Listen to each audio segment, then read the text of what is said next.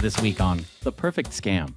It just says we recently received information indicating that the account holder has passed away. Sincerest condolences. You need to call this number or return this form.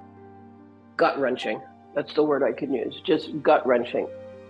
Everything I have fought so hard to protect my entire, in these later parts of my life, my good credit, everything.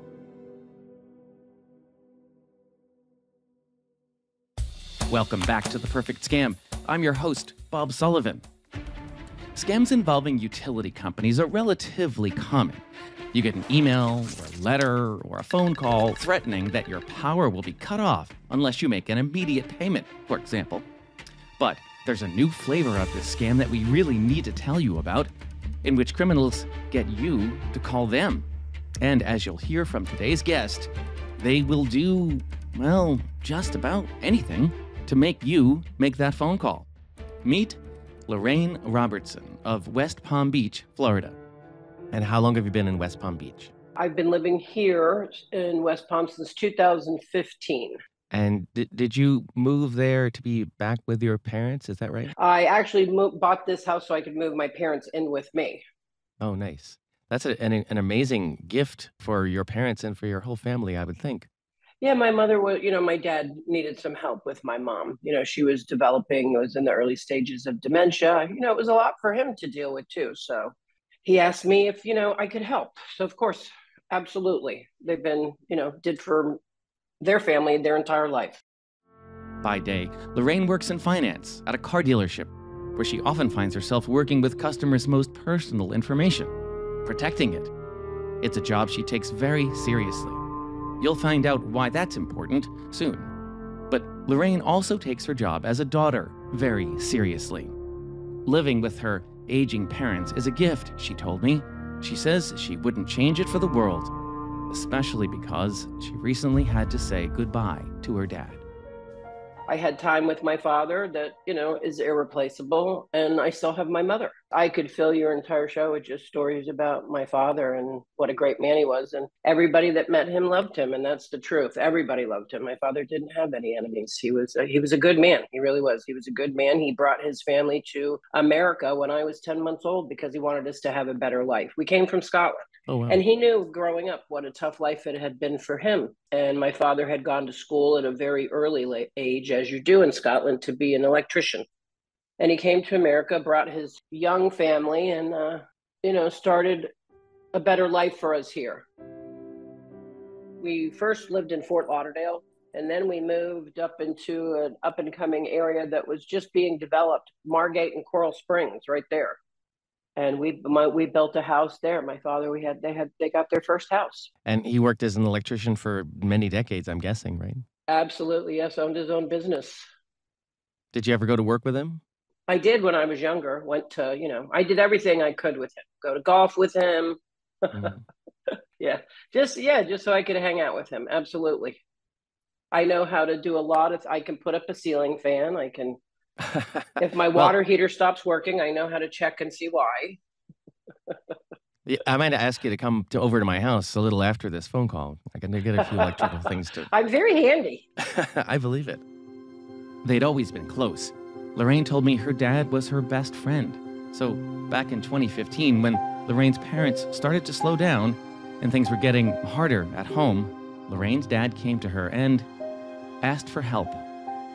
Yeah, it was just, he said, your mom's, it's getting tougher for her. And, for me, because he was home with her all day and, things were beginning. He had some difficulties with his health as well. I mean, my father had a heart condition. He had a heart attack early in life, and then he had open heart surgery. And, that was where his illness came from. He didn't have complications from anything else other than he had bad circulation. So he was, having a lot of difficulty with that. Lorraine got to spend quality time with her parents as they aged at home, but it wasn't always easy. So it was tough in the last couple of years for him. It was circulation was bad. Limbs weren't getting circulatory, so toes and stuff were starting to die off. So they were starting to take them piece by piece. So he had an amputation and they were getting ready to do another one, and he didn't want any more of that. He had enough. He was 87. So it was almost like he made up his mind that he had enough. So He went when he wanted to. Good for him. yeah, he really did. He had said in September that he says, I don't think I'll be here till through the end of the year. And he made it till December 12th. So I think he knew what he was talking about. Well, I'm sorry that you lost him. Me too. My best friend, my confidant, my hero. Lorraine is heartbroken, but the grief is complicated by, well, everything happens at once. Your mom got sick right after that too, right? My mother got very sick after that. She wound up having kidney stones, and I had to have her in the hospital at the end of the year. So we were right after Christmas in the hospital with my mother. And then we found out that she was going to have surgery. I mean, first off, I can't imagine a person having more things going on than what you just described to me.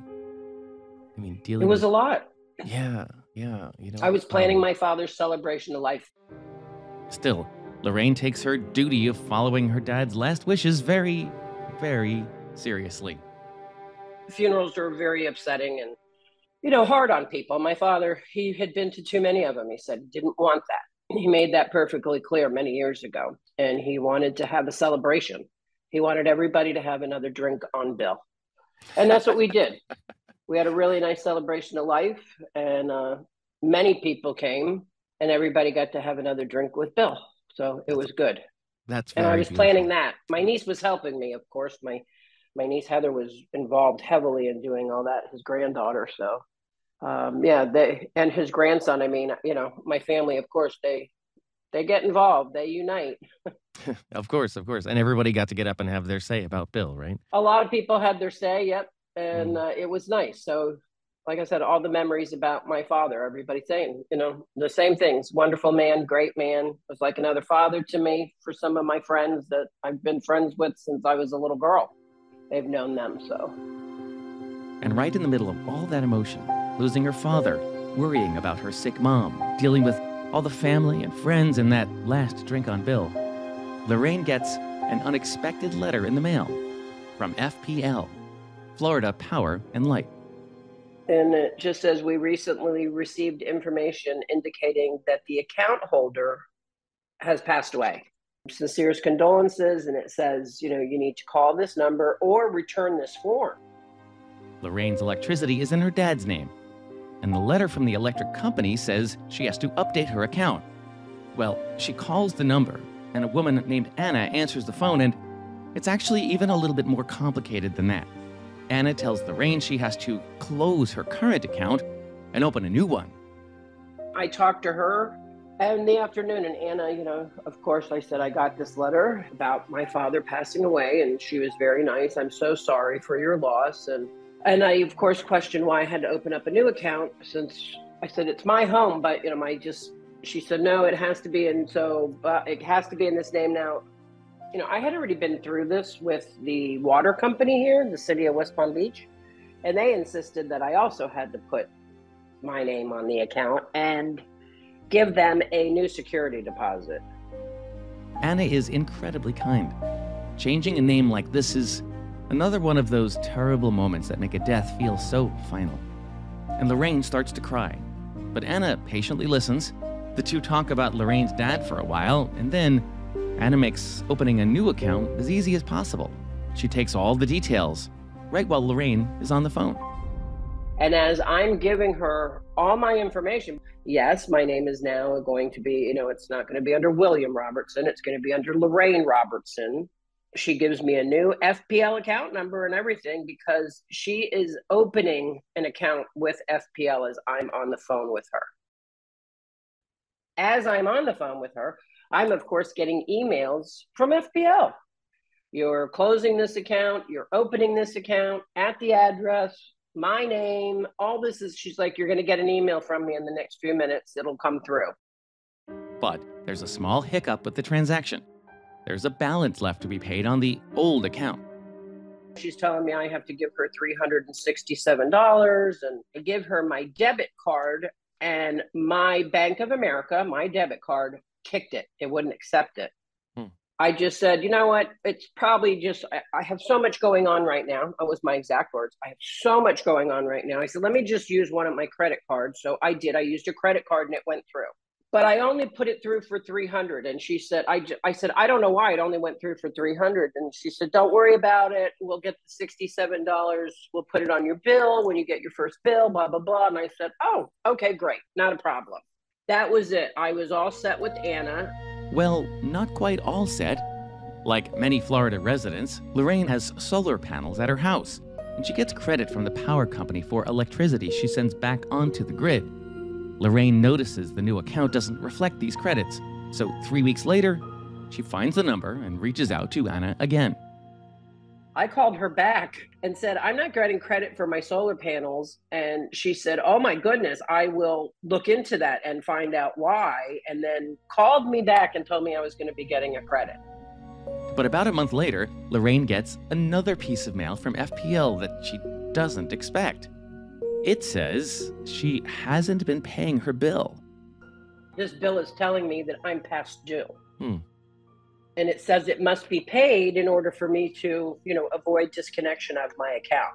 You can imagine my surprise. I said, I've never gotten a late notice in my life on anything, on any of my, no water bills, no electric bills. They've always been automatically paid. So we've never had any issues. So Lorraine calls the number on that late notice bill, and things get very confusing, very fast. And FPL said, you didn't pay any money on this account. That's why money is due. And I said, no. Wait a minute. I paid this and this and this. And then they switched me to another gentleman at that time. And he immediately said, you've been a victim of fraud. You've been a victim of fraud? But she paid the balance she owed. She opened this new account. Lorraine's frustrated, angry, confused. But then she's put on the phone with a man who has a familiar name, and that helps calm her down. The first gentleman I spoke to, his name was William, which as soon as I found out his name, I said, oh, thank God, because that's my father's name. And I just said, okay, now I know I'm going to get some help. In the middle of all of this chaos, though, it must have been comforting to talk to someone named William. Yeah. As soon as he said that, I said, what's your name? And he said, William. And I looked up and I said, thanks, Dad. Yeah, I said, okay. I said, it's very difficult also to talk to a human being when you're trying to get through to these companies. An FPL operator tells Lorraine that the number she called, the number that was on that original notice about her father passing away, is a fake. And Anna, who listened as Lorraine cried about her dad who had just died, Anna is a criminal. Whoever she is, whoever they are, they now have Lorraine's $300 credit card payment, but much worse, they have all Lorraine's personal financial information. Normally, of course, as soon as my bank would have kicked it, I would have caught it immediately. But the sad part is it was all too late anyway, because I really don't think that they were after the money. It's $300, but it's my information. They have my name, my address, my social, my date of birth, everything I have fought so hard to protect my entire, in these later parts of my life, my good credit, everything. Describe to me, and so I want people to understand this. In the middle of everything else going on in your life, what was it like to have to deal with this? Gut-wrenching. That's the word I could use. Just gut-wrenching. And you feel so foolish that you let them, get you. Because I'm always so vigilant with everything. Don't open any emails. Don't do this. Don't do that. Don't talk to, don't give people information. I felt like, again, that these individuals are looking for people that they can, at your lowest points in your life, face it, when you lose someone that you love, no matter who it is. It's very difficult on your loved ones that are left behind. You just don't think about things as clearly, especially as you said, Bob, I had so much going on. I had my mother sick. My father just passed away. I'm trying to, get myself ready to go because I had taken a leave from work. Was getting ready to go back to work, planning his end of life celebration, trying to keep everything together, get my mother to doctor's appointments, which were almost every day at this point, because she was pretty sick. She had a severe UTI. They kept her hospitalized for 4 days and on heavy duty antibiotics. So, it was, I was exhausted, mentally and physically exhausted, going back and forth to the hospital, trying to, make phone calls, get everything done.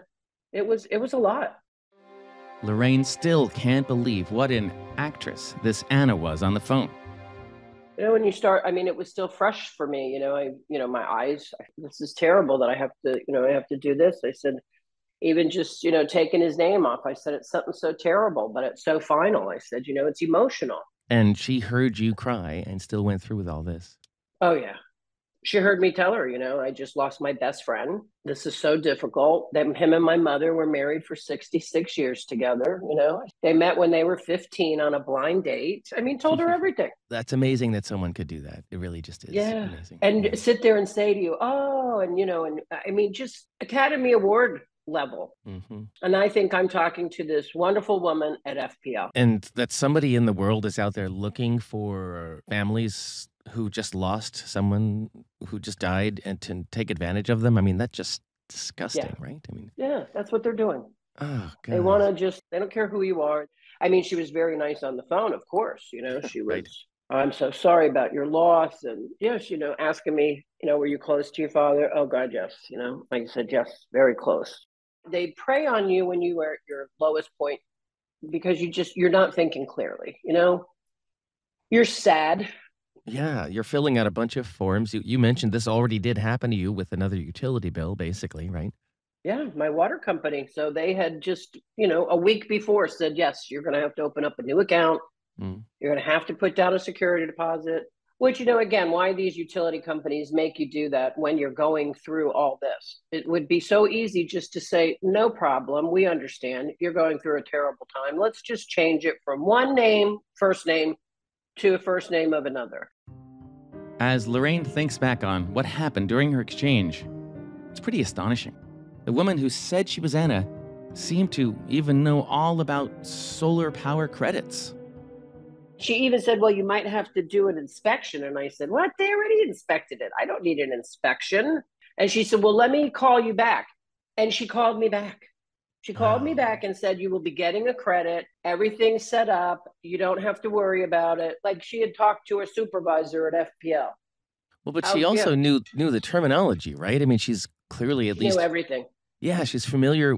As if she worked there. Do you suspect they were, reading obituaries or something like that? Is that how they found out? It must be. It has to be that there's no, and because I didn't put anything out there about my father there. I didn't put anything on Facebook. I didn't put anything, it wasn't till after his celebration of life and things that I put something on my Facebook, just, for my family in Scotland and other places like that. Of course they all knew, but, just to put something out there. But as I said, I don't know how they found it, but there must be a way to search obituaries, or there's some way that they were able to find it. And I'm sure they've preyed on many other people doing this too. I know I can't be the only person. The acting job was so convincing, Lorraine still has trouble believing it all happened sometimes. That's why when they told me I was a fraud victim, I even said, are you sure? The gentleman that did the investigative end of it here for the local news, Ari Height, said the same thing. This is one of the best scams I've ever seen. And he's like you, Bob. He's been investigating fraud and scammers for a long, long time. And that's what I said. I said, I know. That's why I can't believe. And I said, I had to say, this is so perfect. I thought I really got a letter from FPL. I don't want to say this in any way that sounds complimentary, but it sounds almost like the perfect crime. It is. Yeah, I said, it's genius. Heinous. To prey on people who've just lost a loved one. But sadly, it happens. I remember as a kid when a family member passed away, it was always someone's job to stay at the house during the funeral because we believed that criminals read obituaries and knew a home would probably be empty and easy to burglarize during services.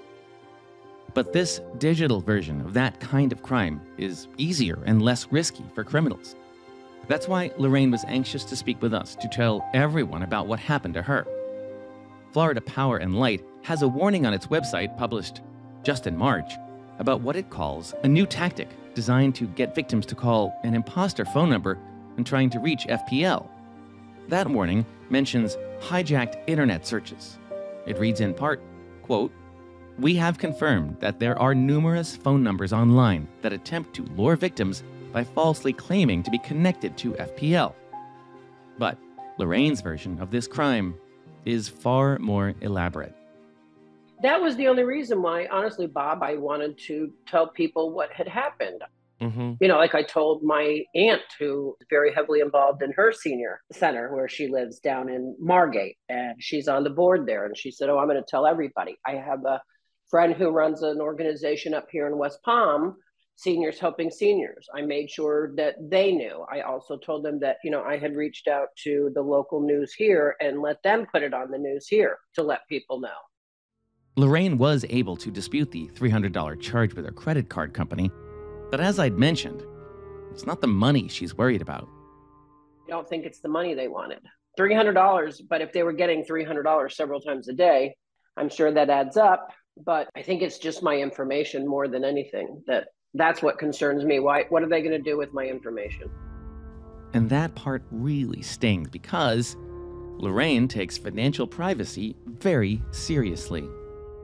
I work in a business that we have to be very careful with protecting people's identities. I run credit for people all day long. I work at a car dealership. I've been a sales manager. I have people's protected information. I protect it like it's my own. So, of course, I have been so vigilant, and I hear stories from people all the time. Through, the years I've been with this company for 14 years that I work for. And, it's the same thing. We do everything we can to protect people's information. And now they have all my information out there. And I don't know what they're going to do with it, because for me, I just feel like somehow it's not over. So I've, invested into everything that I possibly can, freezing all my accounts, putting a fraud alert out there, putting, a freeze on my credit bureaus, everything that you can do, and even having a credit monitoring service now, just to make sure that everything's being monitored and no one's trying to apply for anything in my name. I've even done it on my mother so that, just in case. So it's really important whenever you contact a company for any reason that you only call a number you know to be valid. Independently verify the number. If you get a notice you didn't expect, no matter how real it looks, always go to an old bill or to the company's website, but make sure you're very confident it's the right website and call a number you know is valid. Lorraine has some other advice too. So I said, one thing I would suggest to everybody is make sure you have multiple names on your accounts, first and foremost, if you're a husband and wife or anything. That's the first thing I've been telling all my friends now. Make sure you have 2 names on your accounts. Don't do this to yourselves. Because I also have heard that this has happened quite frequently to other people, not being, in the position I was, but also having difficulties with the power companies, water companies, and getting their names when it was just in their husbands and, you've got a wife that's left or something. Absolutely. Please make sure that you, like right now, if you're a wife and your husband has his name on the electric bill and the water bill and your cable bills, add your name now. Put your name on. Make sure it's under Mr. and Mrs. Or if you're just partners, put it under, make sure you have it in both names, because if anything happens, these companies will make you put down an additional security deposit. They do. And you face going through what I went through. And she's still going through. Lorraine now has to worry about when this criminal enterprise might try to exploit all this sensitive personal information they have about her. And she's still taking care of her mom and still grieving for her dad. How is your mom now? She's pretty good. She really is. She's doing well. Today is my parents' anniversary, so today's a tough day for her. And I'm sure it would have been 67 years today. Thank you for taking time on your parents' anniversary to talk with us. I really appreciate that. Well, Bob, like I said, I do think it's important that people do hear it and find out what's happening. You got to protect yourself. And it's so sad that I'm even having to have this conversation.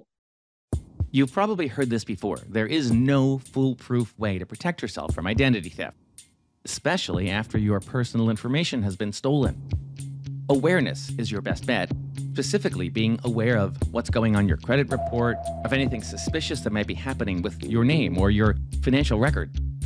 To talk about this problem a little more, we invited Mary Ann Miller to speak with us. She is vice president at a company named Prove, which provides identity verification. She's also a fraud and cybercrime executive advisor. So this is a very dastardly crime, beginning with the fact that it's preying on people who've just lost a loved one. Have you heard of this before?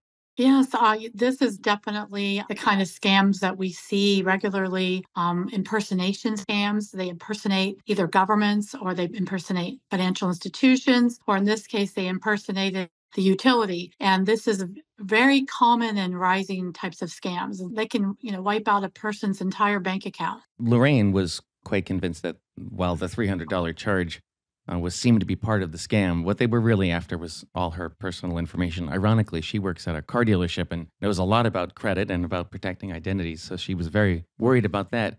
How worried should she be about that?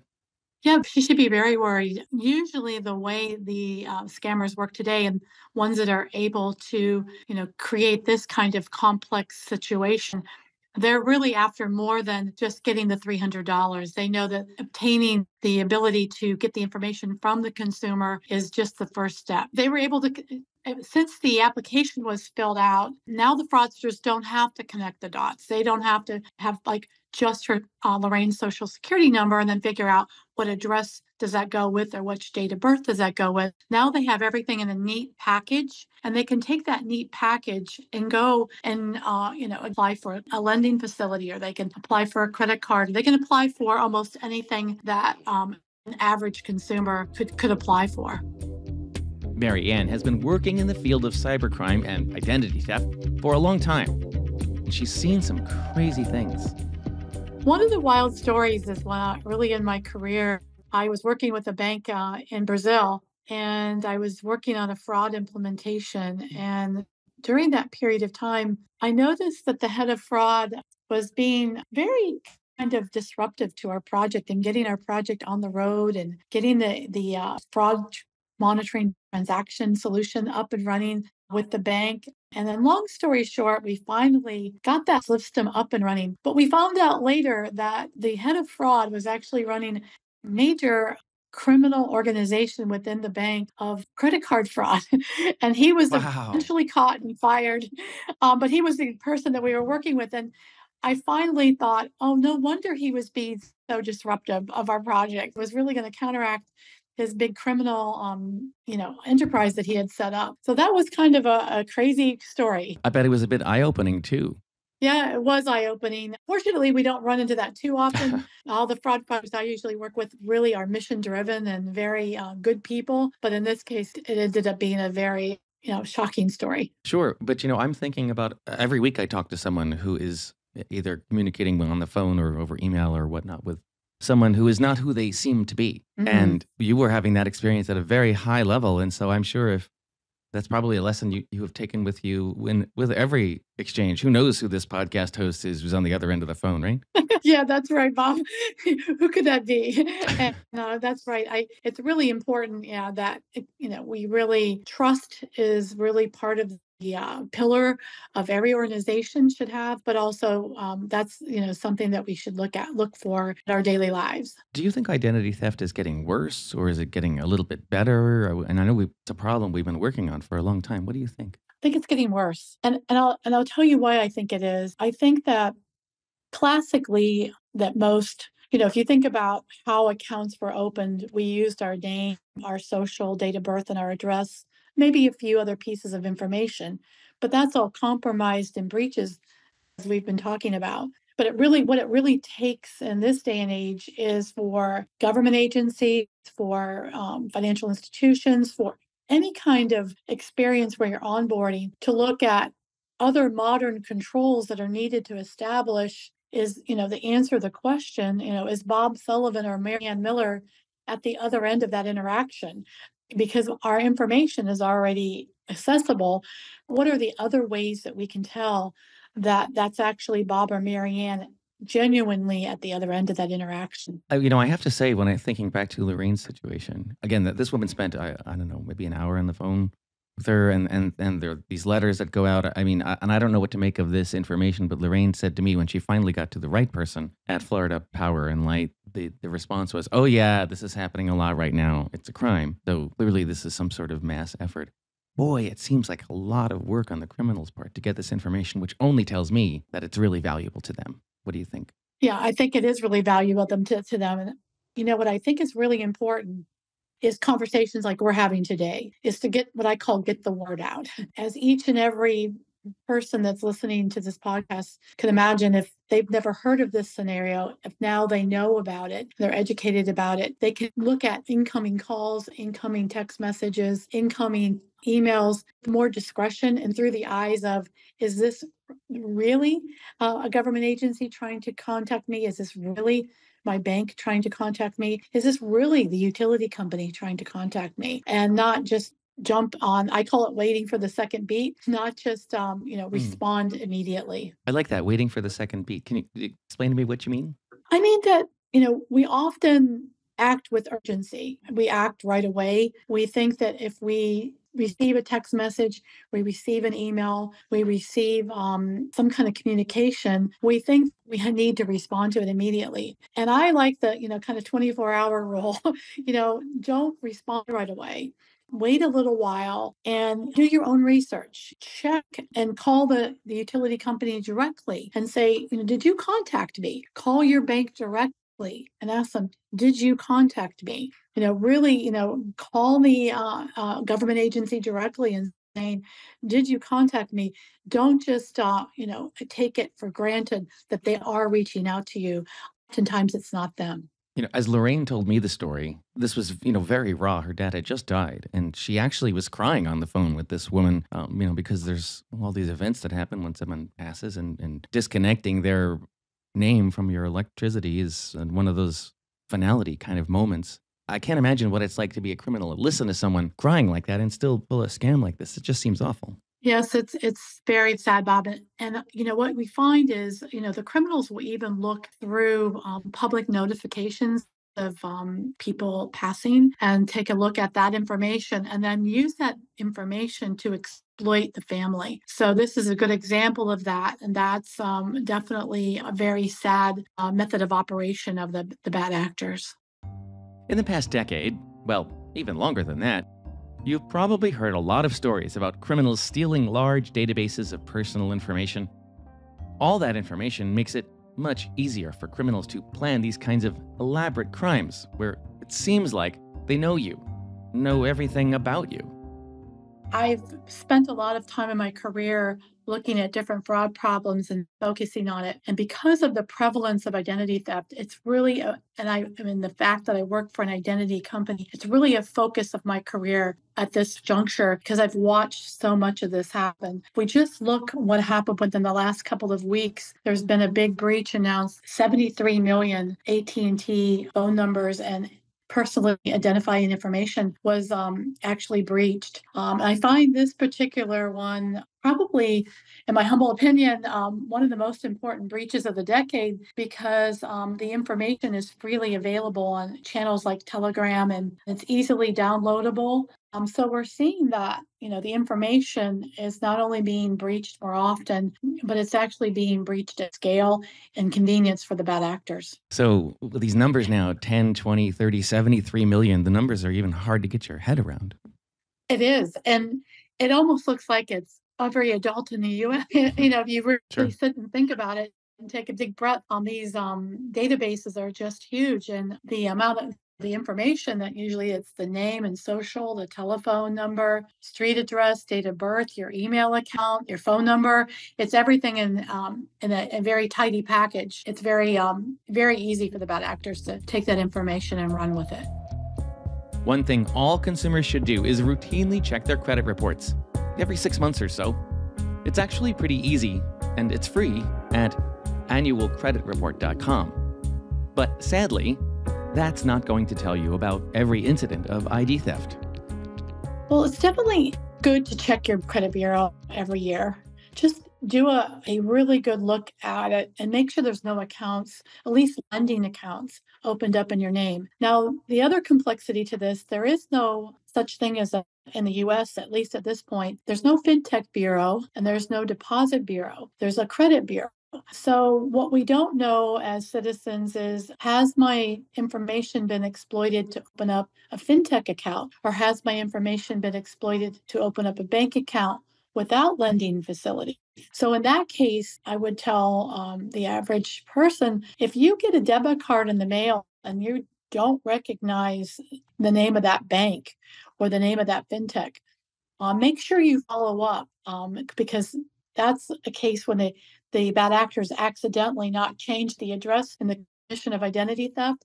And that means that there could be an account opened up at a fintech under your name, and you want to make sure that that's shut down. So I'd like to unpack that a bit because I think that's really important. I mean, we've been told forever, get credit reports from the 3 credit bureaus, maybe put a freeze on your credit reports at the 3 credit bureaus so nobody can open up a new lending account, a credit card or whatnot. But you're saying there's other kinds of accounts that criminals might open up and you don't really have a way of knowing.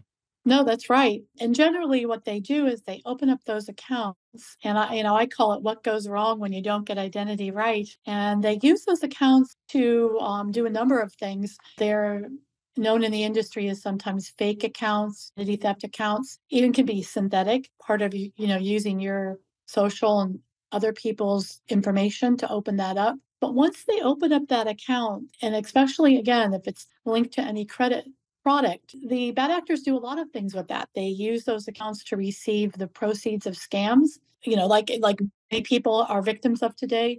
They use those accounts to commit check fraud or money movement fraud. And in very severe cases and very shocking cases, they'll use it for human crime, like money laundering, or they might use it for human trafficking. So it's very important as a consumer, if we do perhaps get that card in the mail, that we do shut those, try to inform someone to shut that account down. But otherwise, those accounts could get opened up and used like that, and we won't know about it. Yeah, and I mean, if you get a debit card, that's just kind of dumb luck, right? I mean, the criminal did something sort of wrong to flag it to your attention. In other cases, I'm sitting here wondering, kind of like the driver's license problem, right? If somebody opens a driver's license in your name, how are you going to find out about that? That's right. And usually it's in a situation where someone notifies you out of the blue that, is this your account? And you say, I've never heard of that fintech, or I've never heard of that bank. And they might be in the middle of an investigation about a scam. So that's something that, consumers need to keep their eyes and ears open about, because of the fact that, the average person just wouldn't even understand that scenario. Okay, so since we've already begun this part of the conversation, it's probably the most important part of the conversation. What are the things that you tell people just in general to do to protect themselves and their identities? Yes. So be aware that identity theft is on the rise.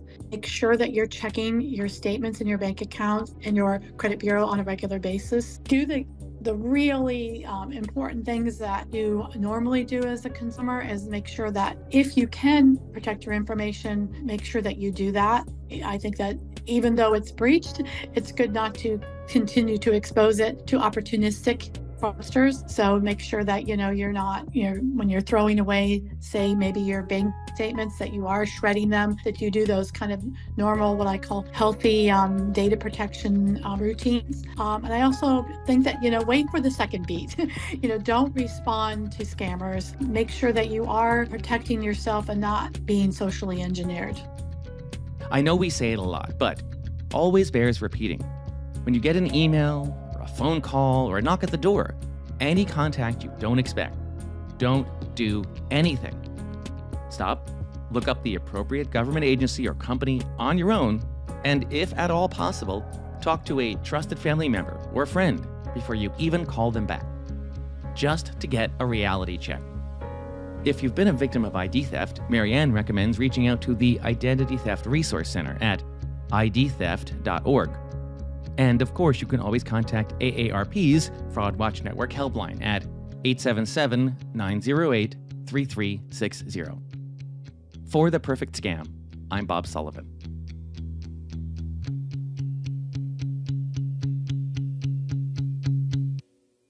If you have been targeted by a scam or fraud, you are not alone.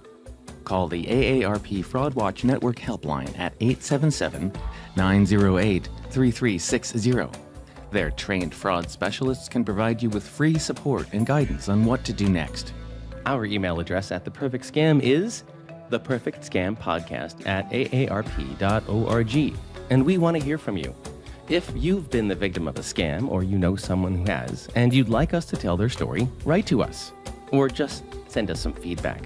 That address again is theperfectscampodcast@aarp.org. Thank you to our team of Scam Busters. Associate producer Annalee Embry, researcher Becky Dodson, executive producer Julie Getz, and our audio engineer and sound designer Julio Gonzalez. Be sure to find us on Apple Podcasts, Spotify, or wherever you listen to podcasts. For AARP's The Perfect Scam, I'm Bob Sullivan.